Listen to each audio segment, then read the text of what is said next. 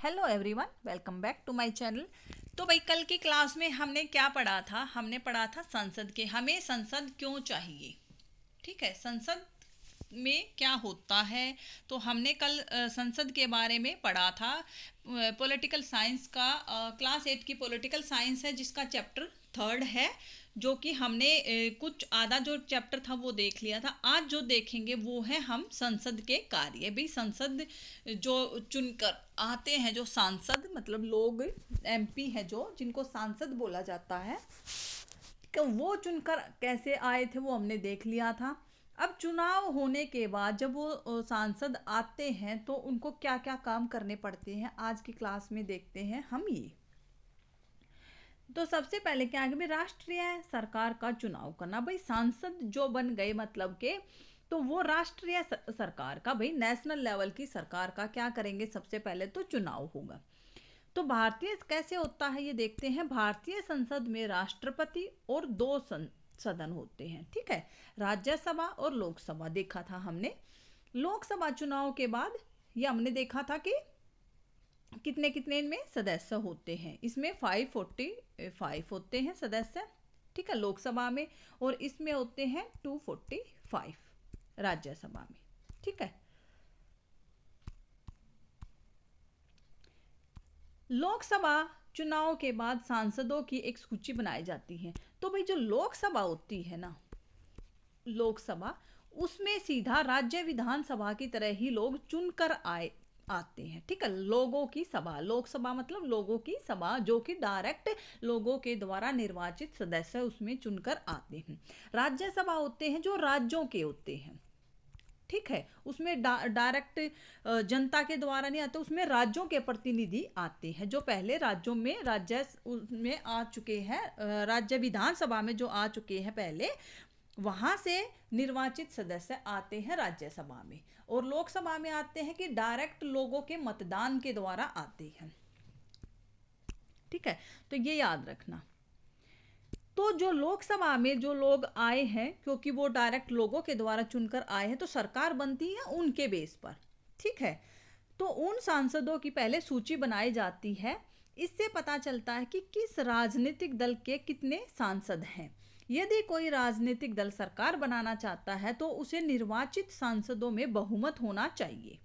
ठीक है, मतलब कि क्या है कि भाई 540 टोटल 545 सदस्य होते हैं, जिसमें पहले क्या था कि 2 सदस्य होते थे जो मनोनीत सदस्य। ठीक है, और 543 मतलब के 543 सदस्य होते थे जो कि लोगों के द्वारा निर्वाचित होते थे, चुने हुए होते थे।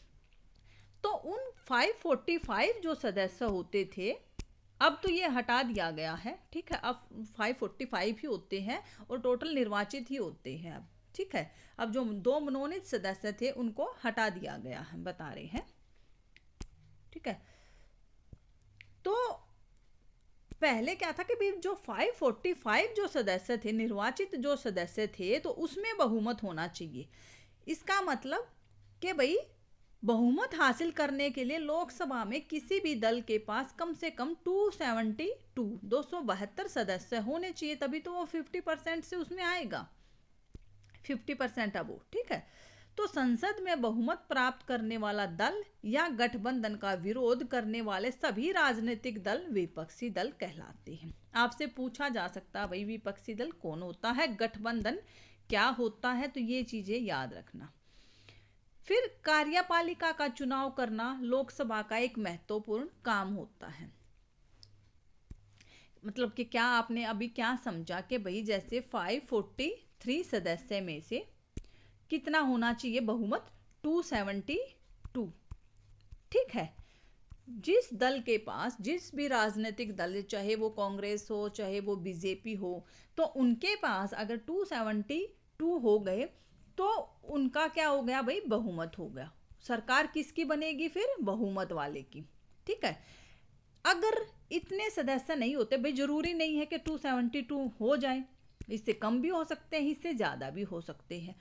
तो फिर क्या होता है, तो भाई वो लोग गठबंधन कर लेते हैं। मतलब कि जो दूसरी पार्टीज रहती है आपस में, जब कई पार्टीज मिलकर जब वो इकट्ठे अपनी उतनी जो सीटें बना लेते हैं तो उसको बोलते हैं गठबंधन। बाकी के जो रह गए उनके विरोध में काम जो करेंगे, सरकार के जो विरोध में काम करेंगे, उसको क्या बोलते हैं भाई, विपक्षी दल। ठीक है, जैसा कि आप देख सकते हैं, इसमें देख सकते हैं, ये देखो 2009 का जो डाटा है, लोकसभा के चुनाव का जो परिणाम है, इसमें ये देखो कि किसी भी दल को 272 तो मिला ही नहीं है। ठीक है, 206 मिले थे कांग्रेस को, इसका मतलब बहुमत तो इनका भी नहीं हुआ पूरा। ठीक है, इसके लिए फिर इन्होंने क्या किया है, कांग्रेस ने क्या किया, यहां पर इन्होंने कई सारी पार्टीज के साथ मिलकर बहुमत बना लिया था, तब इनकी फिर सरकार बनी। ठीक है, ऐसे होता है सरकार बनने का तरीका। फिर है भाई, कार्यपालिका का चुनाव करना लोकसभा का एक महत्वपूर्ण काम होता है। जैसा कि आपने पहले पढ़ा था, कार्यपालिका ऐसे लोगों का समूह होती है जो संसद द्वारा बनाए गए कानूनों को क्या करती भाई, लागू करती है। ठीक है, लागू करने के लिए मिलकर काम करते हैं। तो जब हम सरकार शब्द का इस्तेमाल करते हैं तो हमारे जहन में यही कार्यपालिका आती है। ठीक है, भारत का प्रधानमंत्री लोकसभा का सत्ताधारी दल का मुखिया होता है। सत्ताधारी दल का मुखिया मतलब कि भाई जिसकी सरकार बनेगी वो लोग जो बहुमत, जिस मतलब के जितने जो सांसद हैं या एमपी है, बहुमत एक जो बहुमत वाली पार्टी के हो गए, बीजेपी के अगर भाई 272 हो गए, बीजेपी के नहीं हुए या कांग्रेस के नहीं हुए तो उन्होंने गठबंधन करके कर लिया। तो यहां बात आ गई, जो उन्होंने कर लिया तो क्या है भाई, सरकार बन जाएगी उनकी। ठीक है, जिस भी पार्टी की बहुमत हो गया, सरकार बन गई उनकी। अब सरकार बनने के बाद भी भाई 272 जो लोग हैं वो तो काम नहीं करेंगे, वो क्या करेंगे, वो एक अपना मुखिया चुन लेंगे। उस मुखिया को ही क्या बोलते हैं भाई, प्रधानमंत्री बोलते हैं। जब सरकार बन लेती है तो वो लोग एक मेन अपना आपस में मिलकर एक मुखिया चुन लेते हैं, सत्ताधारी दल, और उसी को बोलते हैं प्रधानमंत्री। फिर प्रधानमंत्री अपने दल के सांसदों में से मंत्रियों का चुनाव करते हैं। ठीक है, कि भाई किस बंदे के पास कौन सा डिपार्टमेंट आएगा, जैसे कोई स्वास्थ्य मंत्री होएगा, कोई शिक्षा मंत्री, कोई वित्त मंत्री। ठीक है, तो ऐसे कार्य संभालते हैं। हाल के सालों में काफी बार किसी एक राजनीतिक दल को बहुमत नहीं मिल पाया, तो वो मैंने बताया था, जब बहुमत नहीं मिल पाता तो उसमें क्या होता है भाई, कई दल। ठीक है, ऐसी सिचुएशन में राजनीतिक जो कई दल हैं वो मिलकर एक गठबंधन सरकार बना लेते हैं और साझा मुद्दों पर काम करते हैं। साझा मुद्दे के भाई सबकी चलेगी, फिर जो दूसरी पार्टी है उनकी भी चलेगी। अब बात, क्वेश्चन बनता है भाई यहां से, केंद्रीय सचिवालय। ठीक है, केंद्रीय सचिवालय की दो मुख्य इमारतें हैं, एक है साउथ ब्लॉक, एक है नॉर्थ ब्लॉक। ठीक है, कब बना था ये भी पूछ लेते। इसका निर्माण हुआ था भाई 1930 में, साउथ ब्लॉक और नॉर्थ ब्लॉक का। ये है साउथ ब्लॉक और ये है नॉर्थ ब्लॉक। ठीक है, ये है नॉर्थ ब्लॉक, ये है साउथ ब्लॉक। अब पूछा जाता है ये साउथ ब्लॉक में क्या क्या भाई, प्रधानमंत्री का कार्यालय साउथ ब्लॉक में है, रक्षा मंत्रालय और विदेश मंत्रालय, ये तीनों मंत्रालय हैं साउथ ब्लॉक में। ठीक है, और नॉर्थ ब्लॉक में है वित्त मंत्रालय, वित्त मंत्रालय है नॉर्थ ब्लॉक में, और गृह मंत्रालय है। ठीक है, ये मंत्रालय है नॉर्थ ब्लॉक में। बाकी के अन्य जो मंत्रालय है वो दिल्ली के विभिन्न इमारतों में है। तो ये आपसे पूछा जाता है, लेकिन साउथ ब्लॉक के और नॉर्थ ब्लॉक के बारे में पूछा जाता है। ठीक है, राज्यसभा मुख्य रूप से देश के राज्यों के प्रतिनिधि के रूप में काम करती है, मतलब कि राज्यों के प्रतिनिधि हैं जो वो आते हैं राज्यसभा में। राज्यसभा के क्या है भाई, कानून जो पेश है, कानून बनाने का जो प्रस्ताव पेश राज्यसभा भी कर सकती है, लेकिन यहाँ पे क्या है, यहाँ पे ये कि जो मनी बिल है ना वो राज्यसभा पेश नहीं करती। ठीक है, बाकी सारे कर सकती है। किसी विधेयक को कानून के रूप में लागू करने के लिए यह जरूरी है कि उसे राज्यसभा की मंजूरी भी जरूर मिले। लोकसभा अकेले लोकसभा पारित नहीं कर सकती किसी भी विधेयक को, ठीक है, उसे राज्यसभा की मंजूरी जरूर चाहिए। और राज्यसभा क्या है भाई, राज्यसभा लोकसभा के द्वारा जो पारित किए गए हैं कानून, कोई भी बिल, उसको समीक्षा भी करती है और उसमें अगर चाहे तो कोई संशोधन भी करने को बोल सकती है। लेकिन फिर लोकसभा पे ये कंपल्शन नहीं है, लेकिन जरूरी है मतलब हर बिल को जो राज्यसभा की मंजूरी भी जरूरी है। तो इसलिए क्या है कि भाई राज्यसभा भी संसद के लिए बहुत जरूरी है, ठीक है।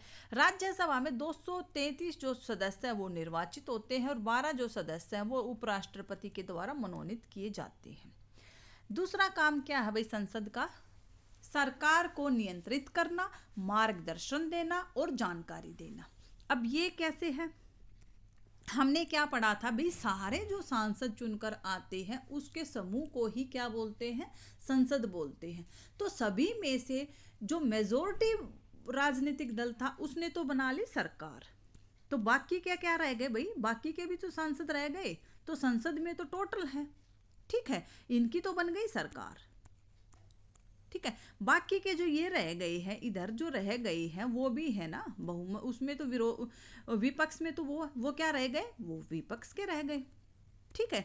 तो विपक्ष और सरकार दोनों मिलकर ही क्या है, संसद है, दोनों मिलकर ही संसद है। तो जब संसद का सत्र चल रहा होता है तो उसमें सबसे पहले क्या होता है, प्रश्नकाल, ठीक है, क्वेश्चन टाइम होता है, उसमें प्रश्नकाल होता है। प्रश्नकाल एक महत्वपूर्ण व्यवस्था है, इसके माध्यम से सांसद हैं जो सरकार के कामकाज के बारे में जानकारियां हासिल करते हैं। इसके जरिए संसद कार्यपालिका को नियंत्रित करती है। सवालों के माध्यम से ही सरकार को उनकी खामियों का पता चलता है, ठीक है, कि भाई हम अच्छे से काम कर रहे हैं, विपक्ष क्वेश्चन पूछेगा तभी तो हमें पता चलेगा, सरकार को पता चलेगा हम अच्छे से काम कर रहे हैं या नहीं कर रहे, हमसे कोई जवाबदेही है हमारी भी, ठीक है। तो इस तरह सरकार को जनता के प्रतिनिधियों यानी सांसदों के जरिए जनता की राय जानने का मौका मिलता है, जनता की राय बताने का मौका मिलता है कि भाई लोग तो ये चाहते हैं, लोगों को ये है चाहिए, ठीक है, क्योंकि वही तो चुनकर आए हैं, वही तो लोगों से अटैच है। तो सरकार से सवाल पूछना किसी भी सांसद की बहुत महत्वपूर्ण जिम्मेदारी, बहुत ही ज्यादा जरूरी है भाई, नहीं तो सरकार तो मनमानी करेगी, अपनी ही करेगी। सरकार अपने आप को क्यों गलत मानेगी, जो कोई काम कर रहा फिर वो अपने आप को गलत क्यों मानेगा जब तक उससे कोई क्वेश्चन ही नहीं पूछेगा। तो लोकतंत्र के स्वस्थ संचालन में विपक्षी दल की एक अहम भूमिका, मैंने क्या बताया था, बाकी के जो बच गए वो क्या है, विपक्षी दल। इसका मतलब क्वेश्चन मेनली कौन पूछेगा, विपक्षी दल पूछेगा। अब जिसकी सरकार है वही क्यों क्वेश्चन पूछेगी, वो तो अपने आप को ठीक ही मानते हैं, तो वो तो कोई क्वेश्चन पूछेंगे नहीं। तो जो क्वेश्चन जो पूछेगा वो पूछेगा विपक्षी दल। वो सरकार की नीतियों और कार्यक्रमों के कमियों को सामने लाते हैं और अपनी नीतियों के लिए जन समर्थन जुटाते हैं, ठीक है, कि भाई लोगों को तो ये चाहिए, हमें तो ये पता है। तो ये है भाई कि कैसे कैसे जो उसमें क्वेश्चन पूछा जाता है, कुछ ऐसा बच्चों के लिए योजनाओं का क्या समेकन किया किसी ने दिया, फिर उत्तर में क्या वो बताएंगे।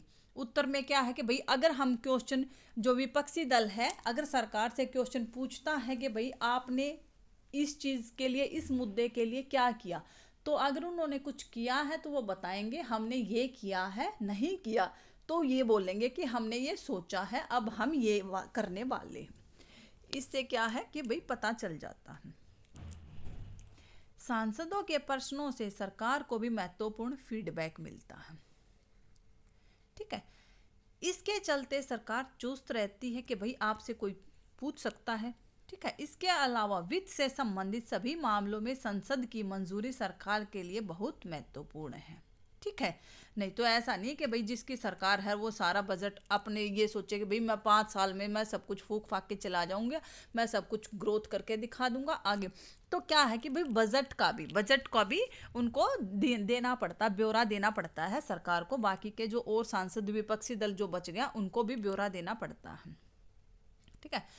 तो यह कई और बाकी के तरीके जिसके माध्यम से संसद सरकार को नियंत्रित करती है, उनका मार्गदर्शन करती है, उनको सूचित करती है इन सभी चीजों से, ठीक है। जनप्रतिनिधियों के रूप में संसद को नियंत्रित, निर्देशित और सूचित करने में सांसदों की एक अहम भूमिका होती है और यह भारतीय लोकतंत्र का एक मुख्य आयाम है। ठीक है। तीसरा भाई कानून। कानून बनाना भी संसद का एक महत्वपूर्ण काम है, लेकिन इस चैप्टर में डिटेल में कानून नहीं है, अगले चैप्टर है जो उसमें हम पढ़ेंगे। वैसे काम अगर पूछा जाए तो कानून बनाना भी है, वो कैसे प्रोसीजर कैसे होता है वो हम नेक्स्ट उसमें देखेंगे। ठीक है। संसद में कौन लोग होते हैं, फिर है ये संसद में कौन लोग होते हैं। संसद में विभिन्न पृष्ठभूमि वाले लोगों की संख्या है बढ़ती जा रही है। पहले ज्यादा नहीं थे, ठीक है, अब लेकिन ग्रामीण पृष्ठभूमि वाले सदस्यों की संख्या भी पहले से ज्यादा हो गई है, मतलब क्षेत्रीय दल आ गए हैं, अब लोकल जो राजनीतिक दल है वो भी आने लगे हैं, क्योंकि क्या है अब अवेयरनेस ज्यादा हो गई है और सब आना चाहते हैं। पहले क्या बोला जाता था कि हम इस चीज के लिए नहीं बने, अब हर कोई समझता है कि भाई नहीं, वहां तक जाएंगे तभी मुद्दे आगे बढ़ेंगे। दलित और पिछड़े वर्गों की राजनीतिक हिस्सेदारी है जो वो भी बढ़ रही है, जैसे कि हमने ये दे रखा है इन्होंने।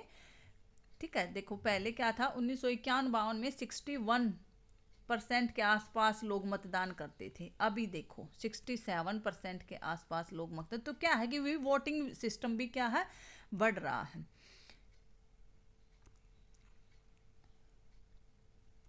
अब क्या है कि भाई अब यह साफ दिखाई देने लगा है कि जब हमारे हित और अनुभव अलग अलग होते हैं तो एक समूह के व्यक्ति सबके हित में आवाज नहीं उठा सकते।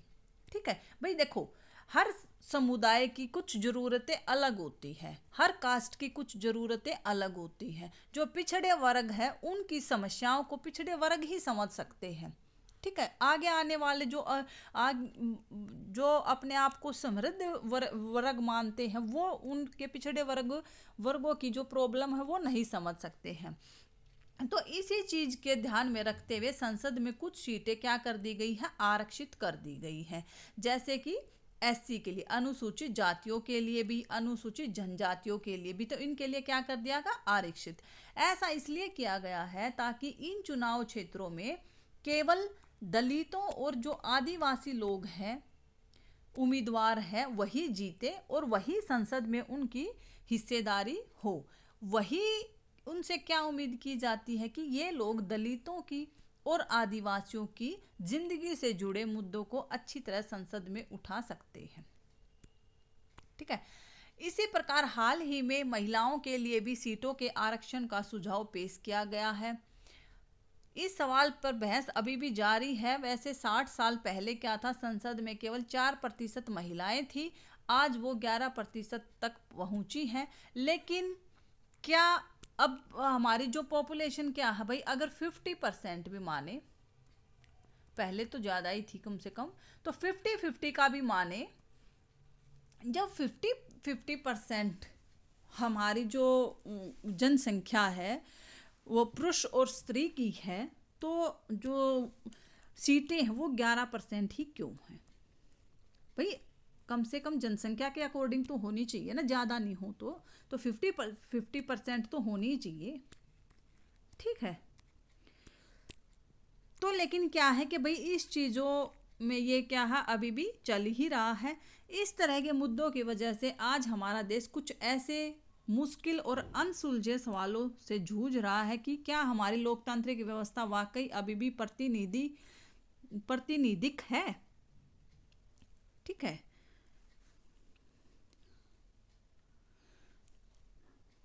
हम ऐसे सवाल पूछ सकते हैं और उनके जो जवाब है उनके ढूंढने की कोशिश कर रहे हैं। यह बात लोकतांत्रिक शासन व्यवस्था की ताकत और उसमें भारत के लोगों की आस्था को झलकाती है। तो ये था भाई संसद क्यों चाहिए, संसद के क्या क्या काम हैं। ठीक है, तो इसी के साथ हमारा जो चैप्टर 3 है वो खत्म होता है, पॉलिटिकल साइंस का। मिलते हैं एक नए टॉपिक के साथ, तब तक चैनल से जुड़े रहिए। वीडियो पसंद आए तो लाइक करो और शेयर करो।